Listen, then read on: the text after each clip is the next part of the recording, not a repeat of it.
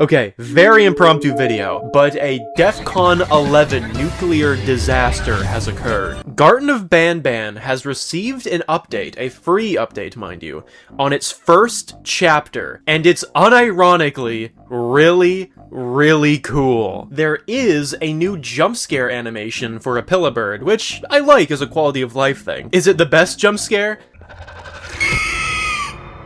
Oh. Not bad. Not bad.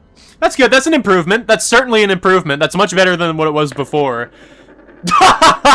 The other major change are the hidden plushies scattered around the map. These are imperative to accessing the most interesting content in this update. Also, they're just really cute. I really want this Flynn one. I think he's freaking adorable. Oh, also there's achievements. So if you're a big achievement head, they're here. They are here. They're both in-game and on Steam, by the way. So if you get an achievement on Steam, it looks like this, which is really funny. Oh, and in case you were curious, just because I've seen no other Let's Players actually show it, the Jumbo Josh scene is in fact unchanged in this version. If you manage to collect every single plush, something incredibly interesting happens. Oh! Joshua! He was right here! A message pops up, claiming that something lures you to the vents. When you get there, you break down the vent and find a note. The note reads as follows. I'm terrified about tomorrow. Do you think we should maybe activate the facility concealment protocol prior to our departure? That way, we'll be even more untraceable. I think it's worth considering. Give it a thought, and let me know your decision when I see you tomorrow. Also, check the panel in the classroom. That'll be our cue. Oh, and immediately after reading this note, by the way...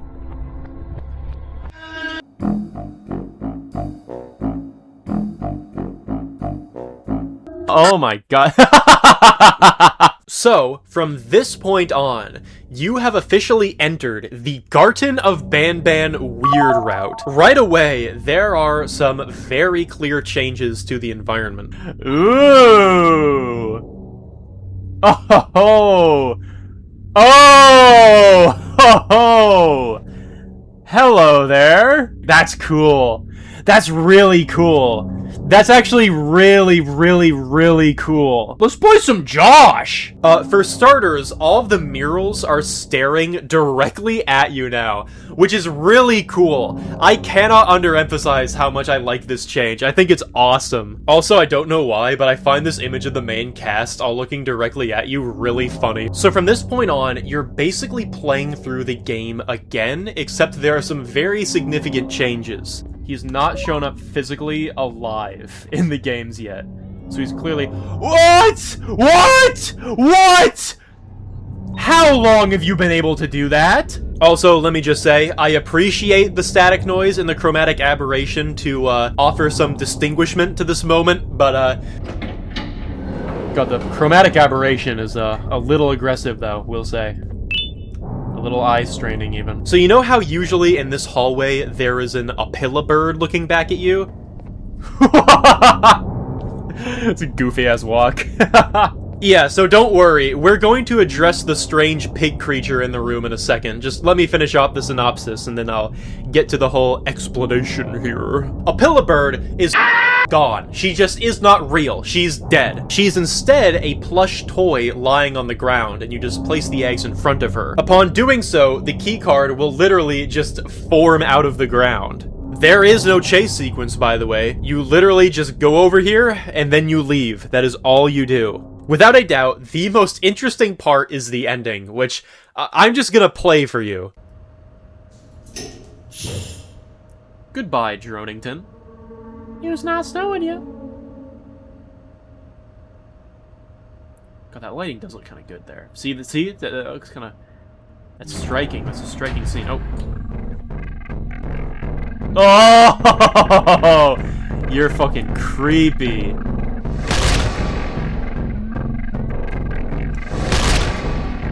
Oh!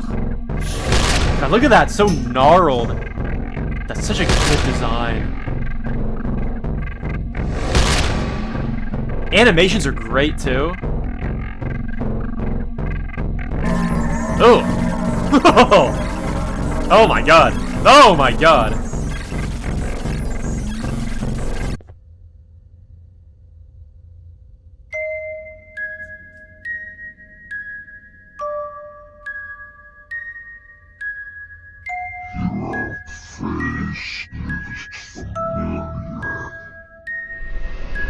God, the eyes are creepy. The eyes are actually really good. I like the eyes a lot. Turn back before the search becomes the trap. Leave me abyss untouched. It does not forgive curiosity.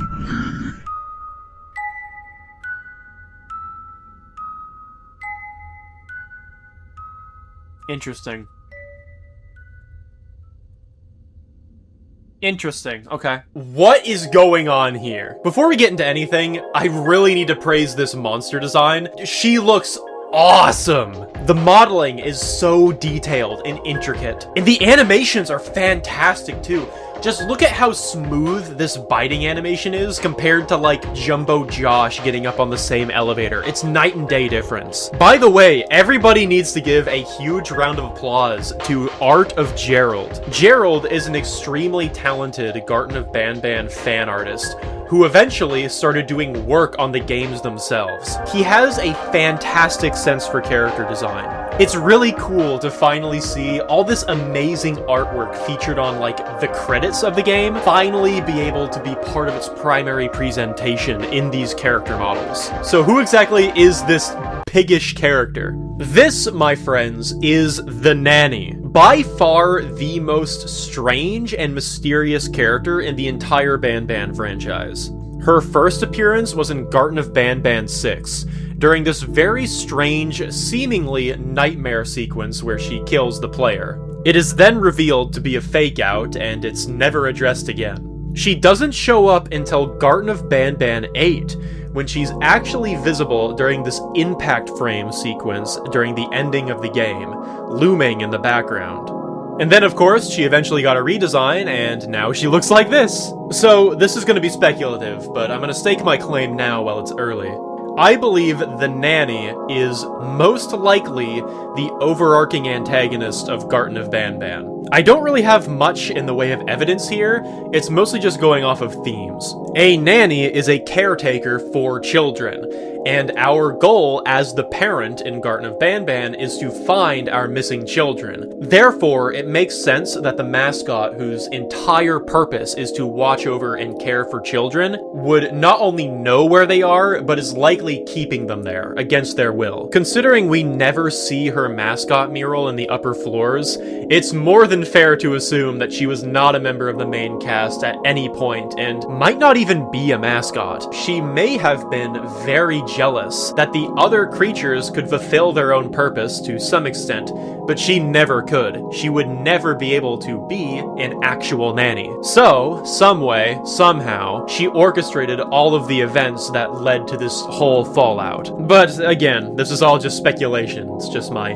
mind racing with the infinite possibilities. Something else I find interesting is the symbolism of the plushies. It comes across like we are sacrificing them to her. Like the characters themselves, not just the plushies. Alternatively, I also feel like it could serve as symbolism for her essentially consuming the lives of those around her. Being this overbearing force which essentially takes out their entire world from under them. Now, the Captain Fiddles thing is kind of crazy to me, because he hasn't shown up in the game, at least not in the flesh anyway. He has appeared exclusively as a rotting, smelly body, and as a visage in our dreams. Our Stinger Flynn tentacle dreams. So I always figured he was gonna have a bigger role in the series, considering they've kept building him up, and he's one of the main cast members, all of which have shown up multiple times at this point.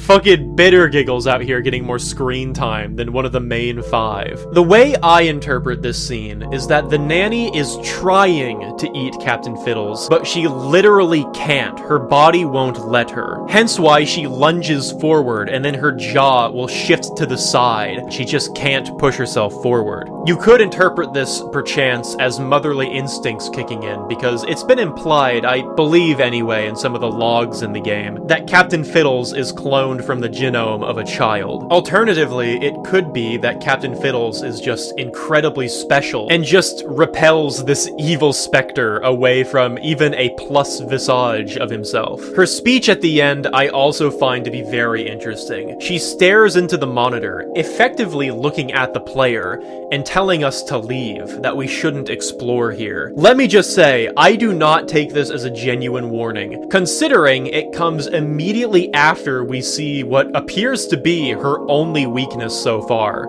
Therefore, she's probably trying to goad us to turn around, so we can't use this information against her in the future. Also, one last bit of speculation, but I assume the nanny may actually be Weverly Mason, considering she shows up immediately after we read a note that was presumably written by Weverly. Although, there's a chance it wasn't written by Weverly, and it could have been written by Adam instead. It was one of the two, if nobody else, because they were the only ones talking about escaping during the ball pit incident. Something they absolutely weren't able to do, by the way. Alternatively, the nanny could be a direct creation of Weverly, or something like that. I don't know. I can safely assume these two have some sort of deeper connection, though. Regardless, I think this is actually really a cool thing to do. It's great, actually. Mascot horror games tend to do this, where they will revisit their earlier chapters and revise and add details, especially since none of these games are written with a plan in mind, so they need to address things that were eventually retconned. I really seriously hope that the earlier Garten of Banban games will get a similar treatment. I'd love to see this done to something like Garten of Banban 2, or even, as miserable as that game is, Garten of Banban 3. Small things like updated jump scares, updated quality of gameplay, better lighting, better textures, and an entire new route, which could hopefully set up the story for Garten of Banban 9, which is leading up to be the final chapter, but I'm gonna be honest, I don't think that's gonna happen. I think we're getting Gob X, to be honest. Also, would love to see if this is leading up to, I don't know, Garten of Banban 5. What's happening with Garten of Banban 5, by the way? Is that still a thing that's, like, gonna occur? Did the little green alien get retconned? If so, I'd be very sad. I want to see the little green alien. Especially in the updated Chad Gerald art style. That would be quite nice. This is probably asking way too much, but I really kind of sorta desperately want these games to be remade from the ground up, exclusively using character models designed by Gerald. He's just such a talented artist. But at the same time, I think just the raw comparison of how messed up the nanny looks compared to all the other models in the game is actually kinda cool. So maybe it's best to save Gerald's work for the most important, impactful characters in the story. And Euphoric Brothers, or anybody on the BanBan team for that matter,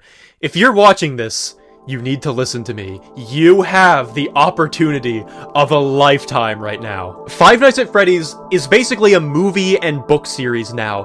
From the way things are looking, I think the games might be done. Poppy playtime has been expanding to a self-destructive degree. And unless the quality of the games improves tenfold, it's likely that they won't be around in the next 5 years. But the Garten of Banban stocks, they've just been going up. They've been going up relatively consistently ever since BanBan 7. The games have been getting incrementally better, okay? This is a game of tortoise and the hare. You see, Garten of Banban started off as the hare, sprinting through game releases, while Poppy Playtime, they were a bit of a tortoise. They took about 3 years to make Chapter 3, and it was very good. Then, something shifted. Some bizarre comedy of evolution occurred, and during a nap between both parties, Poppy woke up as a hare, and BanBan woke up as the tortoise. In particular, at the second half of the race. The Poppy games have been coming out at an alarming rate, but the quality has been dropping just as, if not more, fast. Meanwhile, Garten of Banban has been taking their longest hiatus between games to date, but whenever they drop anything, even if it's just a little crumb on their Twitter, it's always Kino. Could you imagine how funny it would be if the Euphoric Brothers, two developers who used to be the laughingstock of the mascot horror community, managed to pull themselves up and make the best game ever, while all of their contemporaries are floundering in their own overexpansion. It would be awesome! I want so desperately for Garten of Banban 9 to just blow me away, absolutely floor me. All while maintaining that same surrealist comedy charm that I love so much about this series. But regardless of all that, I think the developers have done more than enough, for me at least, to prove they really, really do care about the art that they're making. And it's honestly been great to watch this slow evolution over time. I really hope it continues. I really, really, really hope it continues. Also, I find it extremely unforgivably funny that the really, really, really bad Five Nights at Freddy's karting game got cancelled, but Garten of Banban is still coming along, baby! But, that's all I have to say on the matter, so. This was just a very impromptu, quick little upload I wanted to do, just because I really wanted to talk about this, but, don't worry, the, big video that I've been teasing is still well and good underway. Oh, and I'll be posting the full playthrough of this game, for realsies this time. I said I was going to with Fears to Fathom, but then I realized I was gonna have to cut down, 4 hours of gameplay, so I decided to, not do that. Listen, I used to run a Let's Play channel. I know the horrors of cutting down a long-ass Let's Play. I'm never doing that to myself again, sorry. But that being said, the Garten of Banban Let's Play is much shorter, so I can do that. If me floundering around Garten of Banban and muttering to myself like the mentally ill person I am sounds appealing to you, then I would highly suggest becoming a member so you can check it out. In the meantime, I'm gonna go watch Evil Dead Burn. It'll either be good or bad or middling, and I don't know because I haven't watched it yet, so I'm gonna go do that. Bye.